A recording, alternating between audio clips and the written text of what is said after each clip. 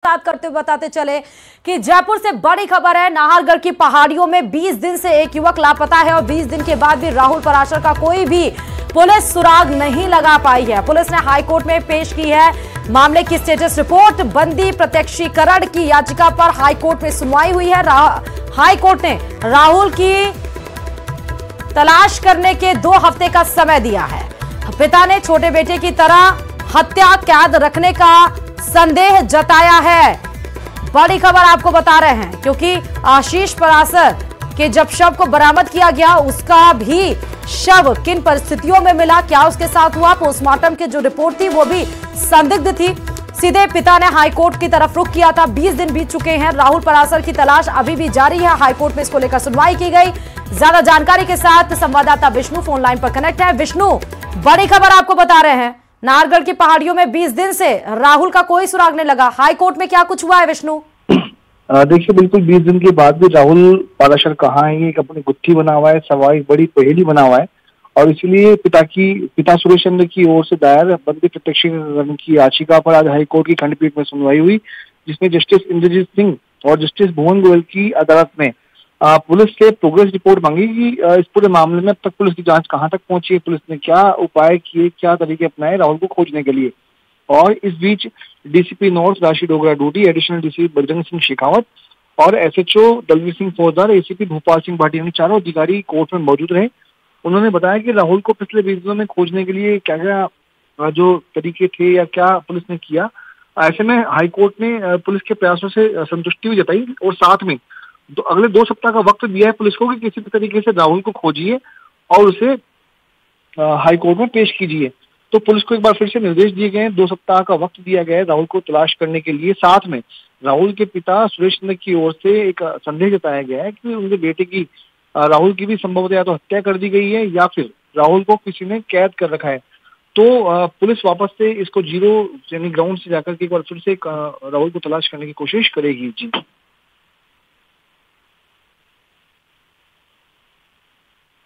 Hello, ताकि उसमें राहुल का पता चल पाए। लेकिन अभी पुलिस की तरफ से स्टेटस रिपोर्ट क्या सौंपी गई है? देखिए, स्टेटस रिपोर्ट में पुलिस ने ये बताया कि राहुल को खोजने के लिए जितने प्रयास थे पुलिस की ओर से, टेक्निकल या किसी भी तरीके से नहीं, कि ड्रोन से लेकर के हेलीकॉप्टर तक लगाए गए राहुल को खोजने के लिए। करीब 200-300 लोगों को जुटे राहुल को खोजने के लिए। कॉल डिटेल्स खंगाले गए हैं, लोकेशन खंगाली गई है, गूगल मैप की भी मदद ली गई है। साथ में दिल्ली और भीलवाड़ा से अलग अलग टेक्निकल कंपनियां बुलाई गई, लेकिन राहुल का कुछ पता नहीं लगा।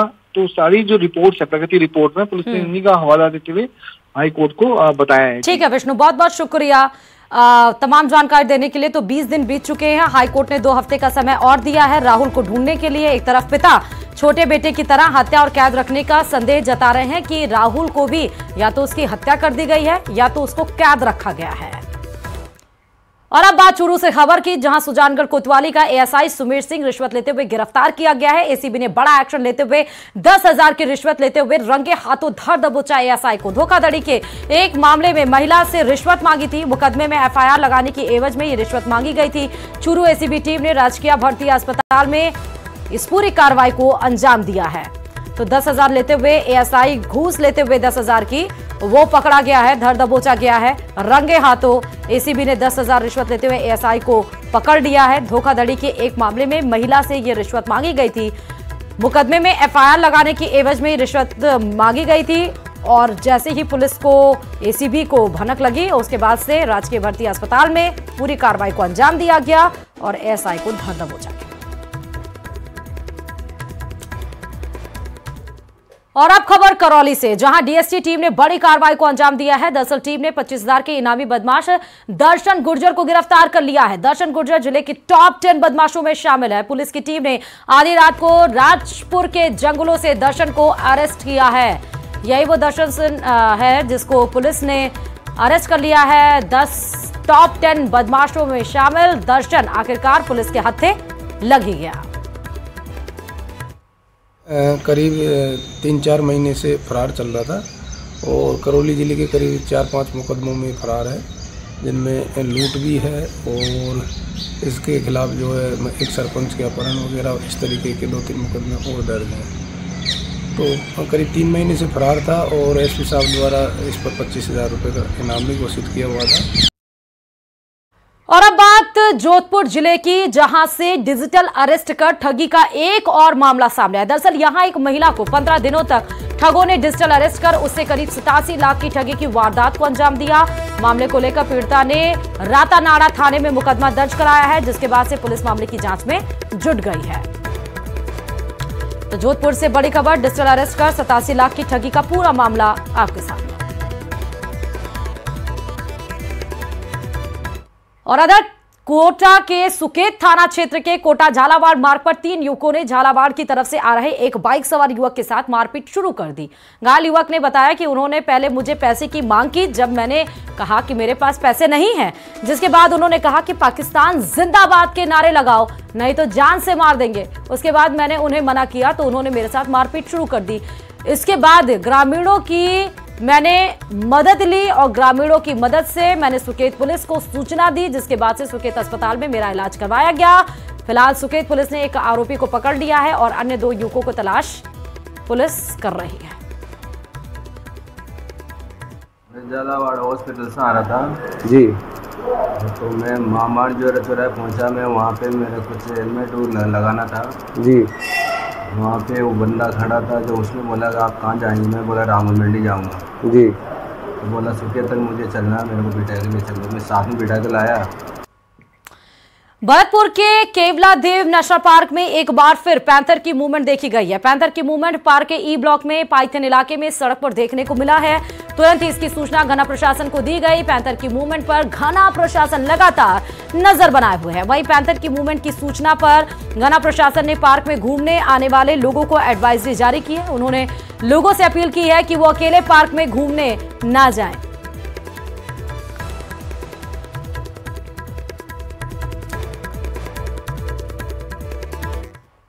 और इस बीच चूरू से बड़ी खबर है, अतिक्रमण के खिलाफ एक्शन किया गया है। दरअसल कलेक्टर एसपी के बंगले के सामने बड़ी कार्रवाई को अतिक्रमण के खिलाफ अंजाम दिया गया। बंगले से सड़क तक अतिक्रमण किया गया था। नगर परिषद की बुलडोजर से यह कार्रवाई की गई है। सीधे तस्वीरें आपको दिखा रहे हैं। चूरू से बड़ी खबर, अतिक्रमण के खिलाफ बुलडोजर एक्शन। कलेक्टर एसपी के बंगले के सामने भारी मात्रा में अतिक्रमण किया गया था और उसके बाद से बुलडोजर की कार्रवाई करते हुए उस अतिक्रमण को ध्वस्त किया गया है, हटाया गया है। चूरू से बड़ी खबर आपको बता रहे हैं।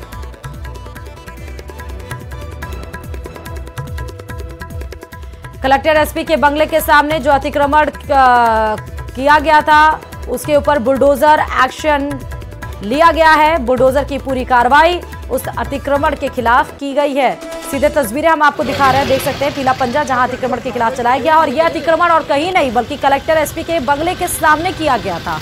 उसके बाद से ये पीले पंजे की कार्रवाई की गई है।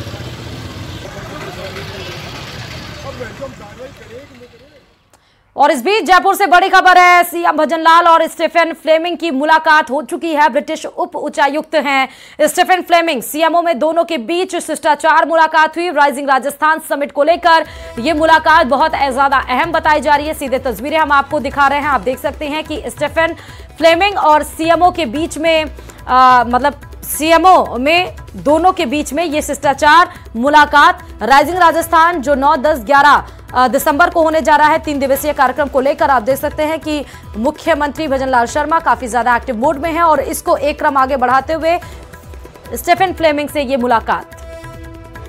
इधर एसआई पेपर लीक मामले में एसओजी की कार्रवाई लगातार जारी है। रामू राम रायका और बाबूलाल कटारा को जेल भेजने के बाद अब आरपीएससी के कई कर्मचारी भी शक के घेरे में हैं और ऐसा संभव है कि आने वाले दिनों में कई और लोग एसओजी के हत्थे चढ़ेंगे।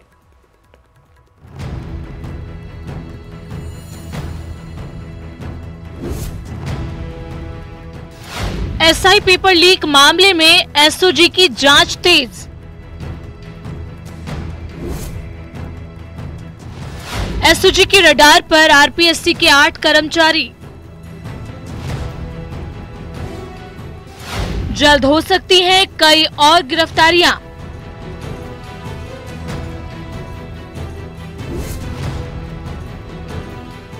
एसआई भर्ती पेपर लीक मामले में एसओजी की जांच का दायरा बढ़ता जा रहा है। अब तक करीब 100 से ज्यादा लोगों की गिरफ्तारी इस मामले में हो चुकी है। और इस बात की पूरी संभावना है कि आने वाले दिनों में आरपीएससी से जुड़े कुछ और कर्मचारियों की गिरफ्तारी हो सकती है। जानकारी की माने तो आरपीएससी के पूर्व सदस्य बाबूलाल कटारा और रामूराम रायका से पूछताछ के दौरान कई बड़े खुलासे हुए हैं। उनसे पूछताछ के बाद आरपीएससी के 8 कर्मचारियों को नामजद किया गया है, जिनसे एसओजी पूछताछ कर रही है। कटारा और रायका के बाद इन 8 कर्मचारियों की भूमिका संदिग्ध है। बताया जा रहा है कि जिन 8 कर्मचारियों को नामजद किया गया है वो बाबूलाल कटारा और रामूराम रायका के ऑफिस के स्टाफ से जुड़े हैं। सूत्रों की माने तो एसओजी बाबूलाल कटारा और रामूराम रायका को रिमांड के दौरान आरपीएससी मुख्यालय लेकर गई थी, जहां से कुछ अहम दस्तावेज जब्त किए गए। बताया जा रहा है कि जिन 8 कर्मचारियों की भूमिका संदिग्ध है वो कटारा और रायका के बेहद करीबी हैं। माना जा रहा है कि कटारा ने इन्हीं कर्मचारियों की मदद से पेपर हासिल कर रायका को दिया।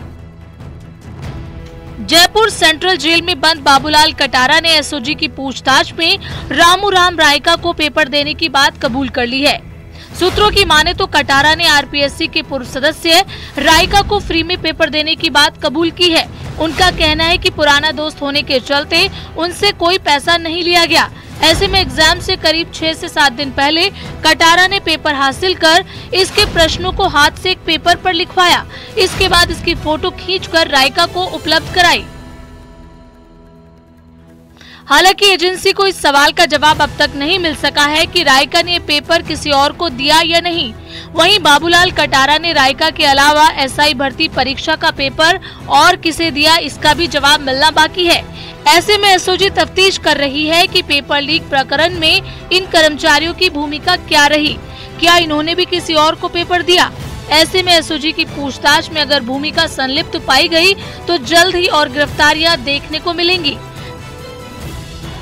राजस्थान पुलिस सब इंस्पेक्टर भर्ती परीक्षा पेपर लीक प्रकरण 2021 से जुड़ा हुआ मामला अब आरपीएससी तक पहुंचा है। एक बार फिर से एसओजी की जांच का दायरा आरपीएससी तक पहुंचा, जिसमें एसओजी ने आरपीएससी के 8 कर्मचारियों को पूछताछ के लिए बुलाया है। माना जा रहा है कि बाबूलाल कटारा और रामूराम रायका की गिरफ्तारी के बाद ही ये नाम सामने है, जिसमें एसओजी को लगता है कि इन 8 कर्मचारियों की भूमिका भी कहीं ना कहीं पेपर लीक प्रकरण में लिप्त जुड़ी हुई है। और अब बात और टोंक से इस वक्त की बड़ी खबर है। जमीन हड़पने के लिए फर्जी रजिस्ट्री का मामला सामने आया है, जहां पर मंत्री हेमंत मीणा ने संभागीय आयुक्त को निर्देश दिए हैं। मंत्री ने केकड़ी और टोंक कलेक्टर को भी पत्र भेजा। एसडीएम की अध्यक्षता में जांच की जानकारी दी है। फर्जीवाड़े को लेकर 14 लोगों पर एफआईआर दर्ज हो चुकी है। कांग्रेस नेता हंसराज राहुल सैनी पर भी केस दर्ज है। जमीन हड़पने के लिए फर्जी रजिस्ट्री के मामले में आप देख सकते हैं कि किस तरह से बड़े लोग इसमें नजर आ रहे हैं। जमीन हड़पने के लिए फर्जी किस तरह सा पूरा रजिस्ट्री का मामला सामने आया है। टोंक से इस वक्त की बड़ी खबर। मंत्री हेमंत मीणा ने संभागीय आयुक्त को निर्देश दिए हैं। मंत्री ने केकड़ी और टोंक कलेक्टर को भी पत्र भेजा है फर्जी रजिस्ट्री के मामले में। और अब एसडीएम की अध्यक्षता में जानकारी दी जाएगी जांच की कि क्या कुछ जांच में सामने आया है। ये भी बता दें कि 14 लोगों पर एफआईआर दर्ज करा दी गई है फर्जीवाड़े को लेकर, जिसमें कांग्रेस नेता हंसराज राहुल सैनी पर भी केस दर्ज हुआ है।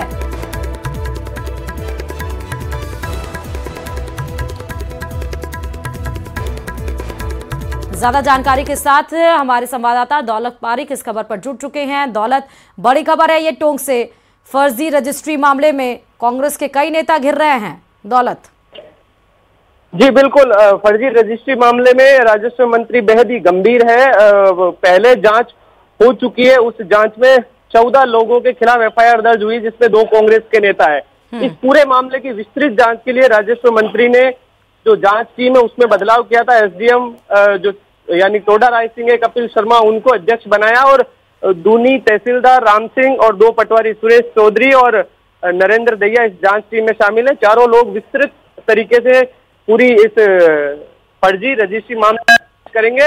राजस्व मंत्री ने एक्चुअली टोडा राय सिंह एसडीएम जो केकड़ी जिले में पड़ता है, ऐसे में दोनों कलेक्टरों को एक लेटर लिखा है और पूरी विस्तृत जांच करके टोंक कलेक्टर के जरिए इस पूरी जांच रिपोर्ट मांगी गई है। ऐसे में अब आगामी दिनों में एसडीएम कपिल शर्मा है, वो टोडा राय सिंह एसडीएम है, वो जांच शुरू करेंगे और पिछले 5 सालों से टोंक जिले में जो फर्जी रजिस्ट्रियां हुई है उसमें कई बड़े नाम सामने आ सकते हैं, जिसमें 2 कांग्रेस नेता जो हंसराज फागड़ा और राहुल सैनी, उनके खिलाफ पहले से कोतवाली थाने में मामला दर्ज है।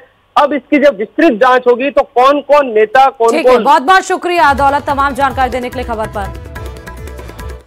और अब बात अलवर जिले से खबर की, जहां पर राजगढ़ कस्बे में चोरों के हौसलों के आगे पुलिस पस्त नजर आ रही है। दरअसल यहां लगातार चोरी की घटनाओं से लोगों में गुस्सा है।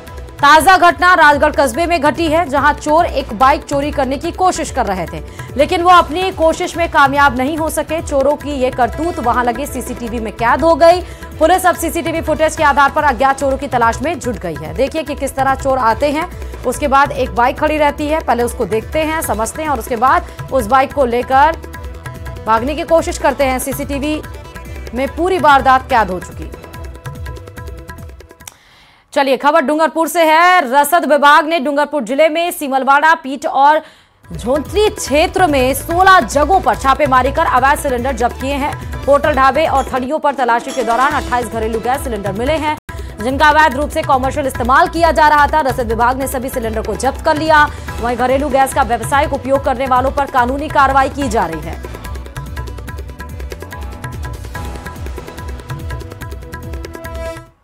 राज्य सरकार के निर्देशानुसार प्रदेशव्यापी 17 सितंबर से 27 सितंबर तक एलपीजी गैस सिलेंडर्स के अवैध व्यापार, व्यावसायिक उपयोग पर कार्रवाई के निर्देश हैं, जिसकी पालना में आज सीमलवाड़ा, जौतरी और पीठ के 16 प्रतिष्ठानों पर 28 घरेलू गैस सिलेंडर जब्त किए गए हैं। मौके पर तत्काल ही सभी व्यावसायिक प्रतिष्ठानों को एनडी के सिलेंडर उपलब्ध कराए हैं, ताकि उनका व्यापार बाधित न हो। Bharat, When in 2015, when I went to the World Health Assembly, India was the chair. India had the position of chairperson. वहाँ यूनिवर्सल हेल्थ कवरेज की बहुत चर्चा होती थी, UHC। और मैं बार बार ये सोचता था कि whether India will have a time when we can say कि हम पार्शियली भी यूनिवर्सल हेल्थ कवरेज ला सके हैं। आज मैं बड़े गौरव के साथ कह सकता हूं, world's largest health coverage program is Ayushman Bharat, और उसको हम लोगों ने इंप्लीमेंट किया। उस समय 10 करोड़ 74 लाख परिवार थे, 10 करोड़ 74 लाख फैमिलीज थे, जो डिकेडल ग्रोथ के कारण उस समय वो 40% पॉपुलेशन था। उसी को जब वो डिकेडल ग्रोथ हुआ तो उसके साथ उन फैमिलीज को हम लोगों ने 12 लाख कर दिया, और 12 लाख फैमिलीज में फिर हमने 12 करोड़ कर दिया। और उसमें फिर आगे चल करके हमने आशा और हमारे आंगनवाड़ी वर्कर्स और इन सब लोगों को जोड़ा, तो 12 करोड़ 37 लाख परिवारों को हम लोगों ने इसमें जोड़ा, और इस तरीके से more than 40% of the population, और उसमें जो ग्रोथ था वो 11.7% का एक्सपेंशन हुआ है।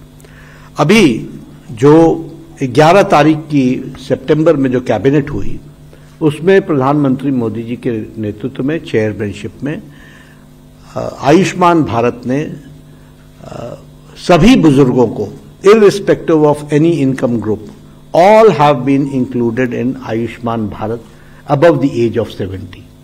तो ये पहला काम 100 दिनों के अंदर जो हुआ, बड़ा काम। मैं छोटे प्रोग्राम्स की बात नहीं कर रहा हूं, मैं बड़े प्रोग्राम्स के बारे में आपको बता रहा हूं।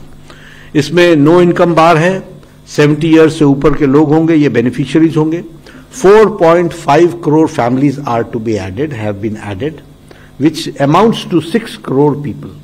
6 करोड़ लोगों को और जोड़ा जाएगा, और सीनियर सिटीजन्स को, और उनको 5 लाख रुपए का फैमिली बेसिस पे उनको हेल्थ कवर दिया जाएगा। इसमें एक बात और समझने की है, those families who are covered under Ayushman Bharat, जो वो 12 करोड़ 37 लाख परिवार जो कवर्ड है, उनके घर में भी 5 लाख रुपीज का टॉपअप मिलेगा। They will be also given 5 lakh rupees का कवर, और उनको टॉपअप का कवर दिया जाएगा 5 लाख रुपए का। और जो बिलो 70 वाले हैं, उनका आयुष्मान भारत का 5 लाख का हेल्थ कवर बरकरार रहेगा। So a family where they are getting an Ayushman Bharat card, those who have got an Ayushman Bharat card, they will be getting 5 lakh rupees for the family, and plus 5 lakh for the elders who have crossed the age of 70. तो इस तरीके से इसको करने का प्रावधान किया गया है और ये पीएमजे में 70 ईयर से ऊपर के पर लाख 5 लाख पर फैमिली पर ईयर के हिसाब से किया जाएगा। और इसके लिए एक अलग से हम डिस्टिंक्ट कार्ड भी देंगे। डिस्टिंक्ट कार्ड होगा सीनियर सिटीजन्स का, so that it can be differentiated from the Ayushman Bharat family card and the senior citizen card. तो ये इस तरीके से, और इसको हम अक्टूबर महीने में हम इसको लॉन्च कर देंगे। प्राइम मिनिस्टर मोदी जी से हमको जो डेट मिलेगी तो हम अक्टूबर में, we are all set with it, हम लोगों ने उसकी सारी तैयारी कर ली है और इसको हम करने वाले हैं। तो ये पहला प्रोग्राम जो मैं आपके सामने बताना चाहता हूं। दूसरा है यूविन पोर्टल। आपको जानकर के आश्चर्य भी लगेगा और खुशी भी होगी कि हमारे देश में अब फुल डिजिटलाइजेशन हो रहा है ऑफ वैक्सीनेशन सर्विसेज। हमारे देश में मदर को सबसे पहले तो हमको ये समझना चाहिए कि right when the mother gets conceived from that date to delivery, और जो बच्चा पैदा होता है उसके 17 साल तक हम उनके वैक्सीनेशन प्रोसेस को पूरा करते हैं।